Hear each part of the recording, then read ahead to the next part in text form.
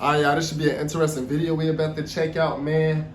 What happened to the wives of dead NBA players? I would love to know. I would love to see what happened to the wives of the NBA player that have passed. Y'all know my favorite all-time player is Kobe Bryant. I want to see what happened to his wife after he passed, like what she's been up to or what she's doing. See if any of them remarried, possibly. They probably did, probably didn't. You never know. You never really know. But let's see what happened to the wives of dead NBA players, man. Let's get around to this. Kobe's crash, his wife continued his legacy with the Mamba and Mambacita Foundation, same as Wayman Tisdale's wife, who took on work to help other families struggling with cancer after losing her power forward. Jason Collier's wife worked on heart research after Collier's heart gave out. If you've ever wondered what happened to the wives of NBA stars who have passed on, here's a list. Kicking off with Donna Harris Lewis. Reggie Lewis's wife. When Reggie Lewis collapsed on the court during a 1993 playoff game, it was like time. He collapsed on the court? Damn.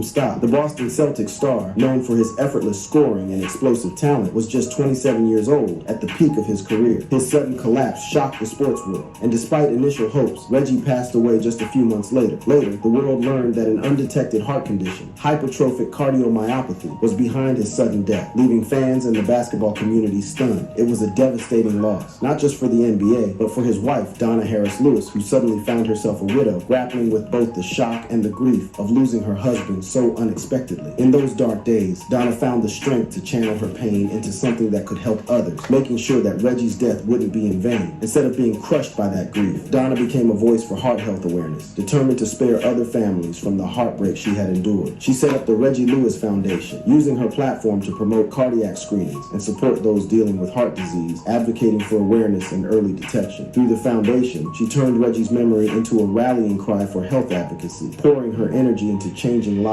in his honor, ensuring that his legacy would make a difference. Donna's dedication didn't stop at heart health. She immersed herself in the community, championing causes beyond what Reggie might have imagined. She sought to create lasting change, leaving a mark in areas that mattered to her and Reggie, knowing he would have wanted the same. In recent years, she donated $500,000 to Boston Arts Academy, the city's only public arts high school, further reflecting her commitment to giving back. The gift would help build a fitness center named after Reggie, a place where students could not only exercise, but also find inspiration to push beyond their limits. The donation was part of a larger $1 million push for the school's Building Our Future campaign, with which Donna aimed to create new opportunities for students who often lacked access to quality resources, demonstrating that Reggie's legacy would continue to enrich and uplift future generations. Another similar case is that of Lisa Sealy, Malik Sealy's wife.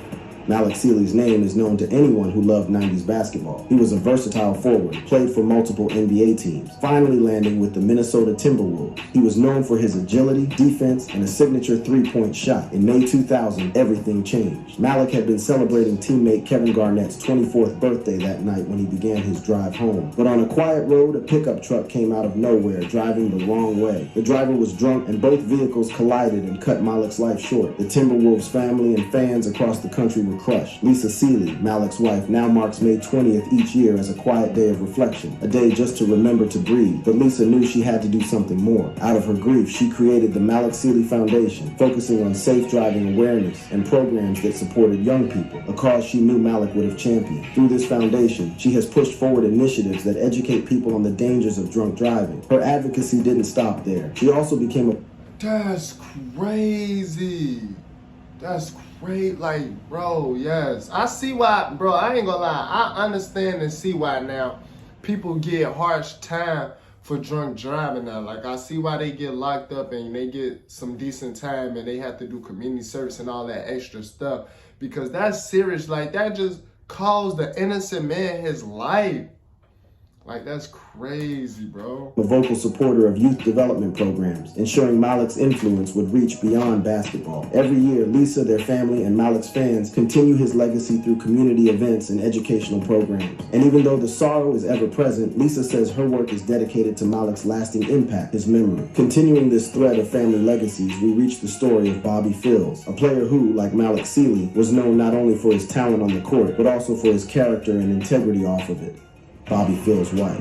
Bobby Fields left a lasting mark in his NBA career as a guard who excelled in defense and sharpshooting from beyond the arc. Playing with teams like the Cleveland Cavaliers and Charlotte Hornets, he brought with him high intensity and focus, traits that earned him the respect of teammates and coaches. To the fans, Bobby wasn't just a scorer. He was an athlete who played with heart, giving his all to every game. To his family and the community, he was an inspiration. Then came the day in January 2000 when Bobby's life, much like Malik Say's, ended in a devastating accident. However, unlike Sealy, Bobby had been driving alongside a teammate after practice, reportedly speeding. He lost control. His car collided with an oncoming vehicle, and the crash killed him. For his wife, Kendall, it was a day that changed her world. Kendall channeled her sorrow into action by founding the Bobby Fields Foundation, an organization dedicated to promoting safe driving practices, especially among young people. She knew that she couldn't bring Bobby back, but perhaps she could work to prevent others from experiencing the same tragedy. It was through this deep sense of purpose that the foundation was born, with Kendall determined to turn her grief into something that could save lives. Kendall's commitment has turned the foundation into a platform for educating people on the consequences of speeding, something she speaks about with unfiltered honesty, knowing firsthand the pain that reckless driving can cause. Beyond road safety, Kendall has also used the foundation to support youth programs and charitable efforts, focusing on providing resources and opportunities for young people in need. Her work emphasizes the values Bobby embodied: strength, resilience, and community support. Every time she speaks at a school, a youth event, or a road safety program, she keeps Bobby's legacy alive, showing that his life, though tragically cut short, can continue to inspire positive change. Through the foundation, she has turned pain into purpose, reaching countless lives and making a difference in ways that Bobby would have been proud of. Katie Collier's journey to raise awareness about heart health is next among the stories of other NBA families who've turned a loss into a message for change.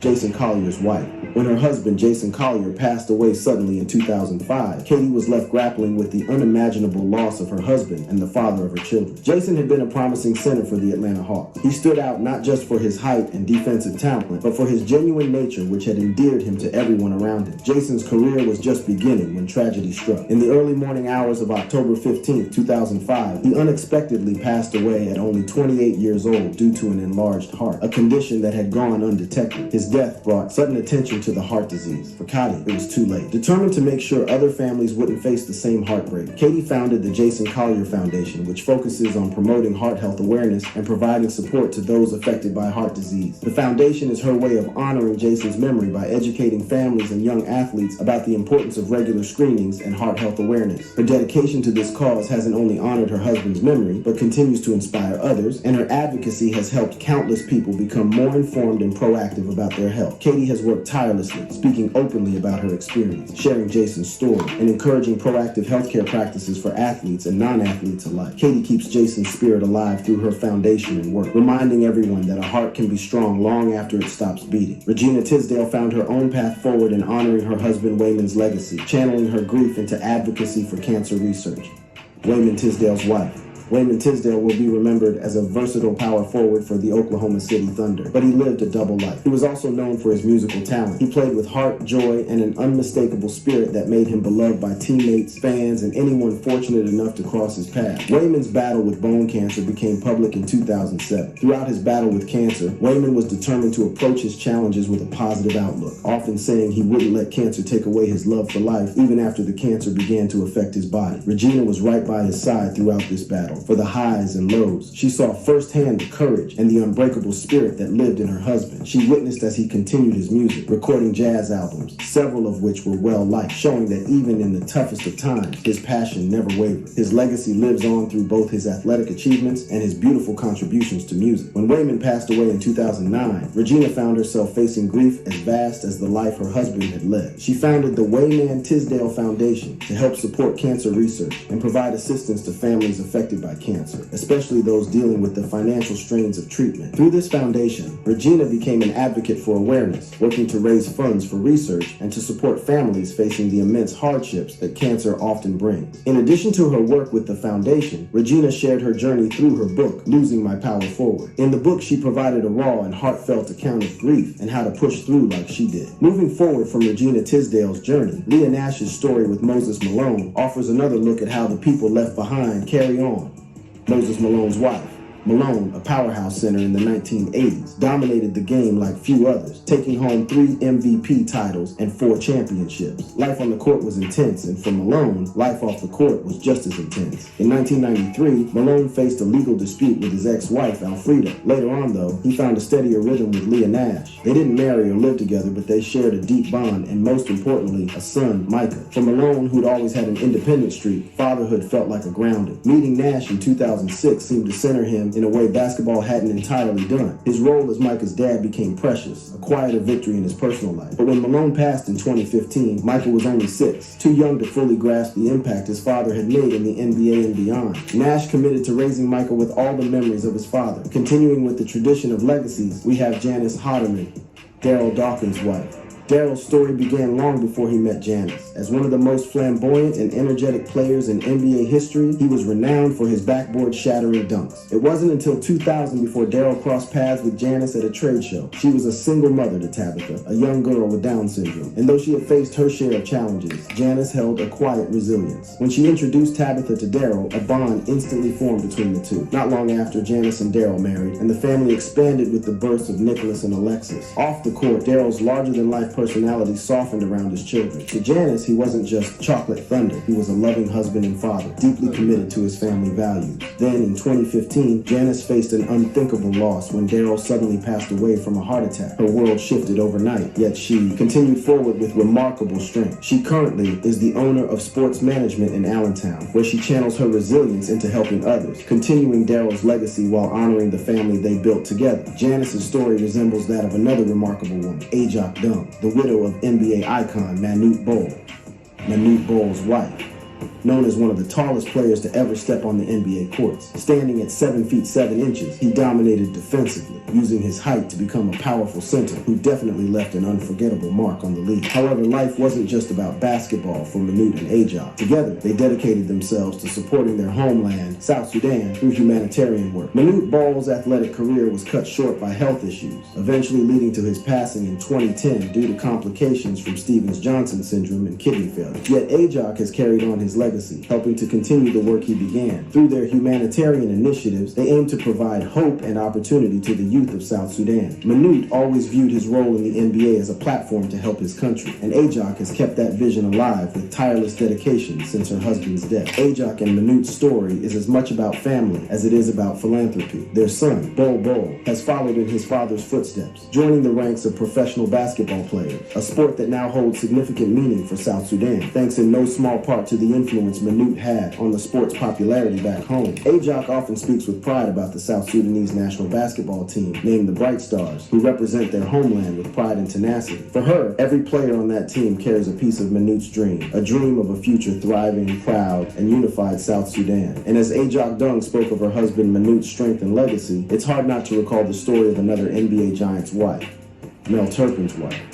Melvin was known as much for his rebounding and defensive grit as he was for his warm, easygoing nature. Standing as an imposing center, he had a talent for controlling the paint, grabbing rebounds, and stopping players in their tracks. Melvin's game reminded you of the effort and sweat it took to be someone who fans would always remember. Off the court, however, like so many athletes, he struggled to find a place in the world once the final whistle Hey, my boy was playing back when it was just black and white. It was no color. had blown on his career. The transition was challenging, and although he'd once seemed unbreakable, his struggles increased after fully stepping away from the sport he loved. His later years became an uphill battle with physical and emotional challenges, a side of his life most fans never saw. In 2010, Melvin's struggle ended in death. Though his wife, Carrie Turpin, has stayed out of the public eye since his passing, she was undoubtedly a steady presence in Melvin's life during his playing days. Carrie was there for his rise, the cheers of the fans, and the adrenaline of game days. But when the noise faded, she was also there for the quiet, tougher moments, supporting Melvin as he navigated the highs and lows of his journey. Not much is known about her life after his passing, but her role in Melvin's life has always been of silent strength. Next, we talk about the NBA wife that featured in a music video, Anthony Mason's wife. Anthony Mason didn't just play the game. He made every second on the court count, especially for the New York Knicks. Known for his fierce, never-back-down style, Mason wasn't just a body under the hoop. He was a force, someone who played with grit that set the tone for his entire team. You'd see him tussling, scrapping for every rebound, always ready to go toe-to-toe with anyone who dared challenge him. Off the court, though, Mason's life was anything but ordinary. There was Monica Bryant, the mother of his son Anthony Jr., and a big part of the personal drama that followed him. In 2015, Mason passed away from heart failure, shocking fans and players alike. She would be eventually linked to a well-known story in hip-hop. It came out that Biggie Smalls' track, I Got a Story to Tell, which narrates a wild night with another man's girlfriend, was likely inspired by Junior's mother, Monica Bryant. Now for perhaps the saddest loss on this list, Ricky Berry's wife. Ricky Berry was more than just a name on a jersey. He was a bright talent in the NBA, a guard for the Sacramento Kings who could light up the court. Imagine a 6'8" inches player with the kind of shooting ability that made defenders sweat. He burst onto the scene in his rookie season, showcasing skills that hinted at stardom. The kid was going to be a star, former Kings coach Jerry Reynolds said. That was the hope everyone had, but life had other plans. Ricky was just starting to find his footing in the league when he married Valerie, a woman who didn't even realize what she was getting into at first. Their meeting was a bit of a setup, courtesy of his sister, but what started as an awkward introduction turned into something beautiful. Valerie, then a student at Cal Berkeley, wasn't initially starstruck. In fact, she had to buckle her seatbelt on one of their early dates because Ricky drove like he was racing against time. But soon, his charm and quick smile won her over, and they were married just 2 years later. Then came that fateful summer in 1989. Ricky had just finished his rookie season and was ready to embrace his future, but everything changed in an instant. On August 14th, his life ended tragically in their home, a heartbreaking twist that left everyone reeling. You think back and wonder, were there signs? A columnist lamented, capturing the confusion and shock that gripped those who knew Ricky after news of his suicide broke. For Valerie, the days that followed were a blur of grief and unanswered questions. I had no idea, she said, reflecting on their relationship and the love they shared. 20 years later, she's still grappling with his absence, yet she has transformed her pain into a mission. Living in Sacramento again, she works tirelessly for mental health advocacy, striving to ensure others don't suffer in silence like Ricky did. Through her work, Valerie honors Ricky's memory, reminding everyone of the struggles hidden behind a smiling face. Continuing from the impactful legacy of Ricky Berry, we shift gears to another remarkable figure in the basketball world, Jack Twyman. Jack Twyman's wife.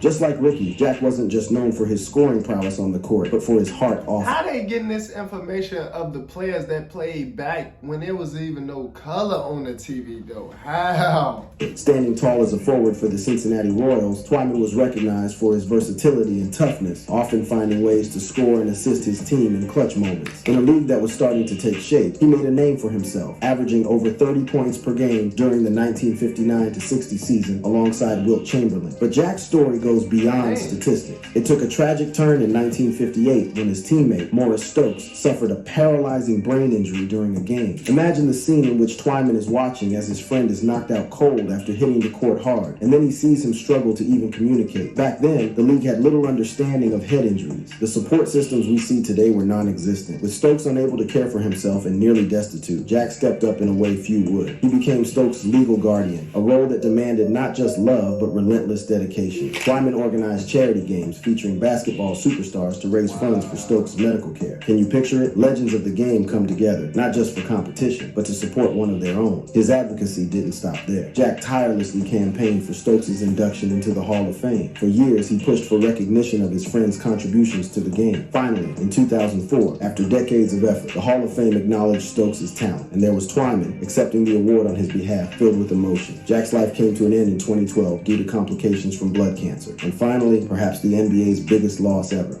Kobe Bryant's wife. Kobe Bean Bryant, the GOAT.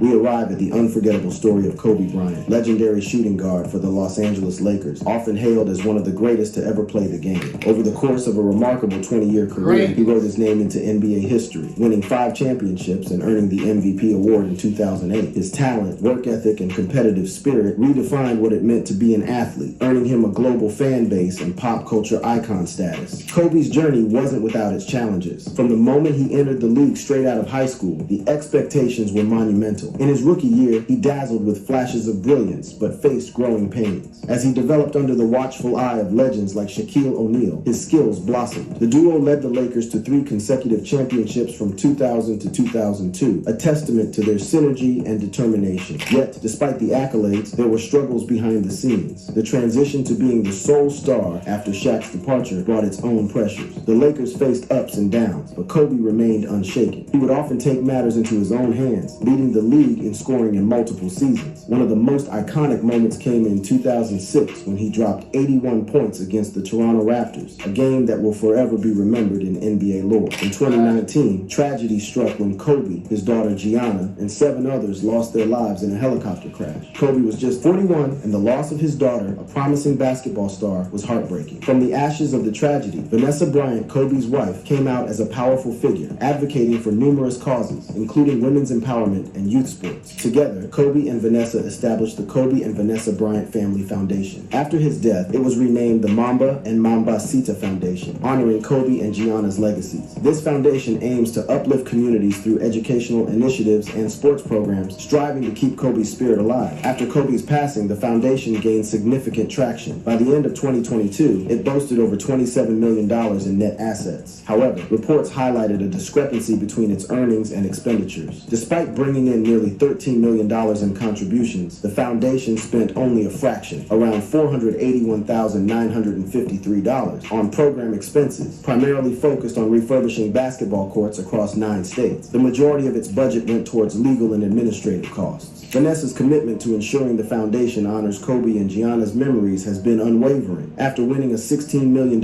jury verdict against Los Angeles County for the improper sharing of photos from the crash site, she pledged to donate the entire amount to the foundation. In 2023, the foundation partnered with several prominent college athletic departments to further its mission. All right, that's the end of this. What NFL players the most baby mama? Okay, that's the end of this, man. It looked like, I'm not gonna lie, it looked like they all chose good, great wives. Like, each wife after the passing, like, pretty much seemed like dedicated their life to making the world better.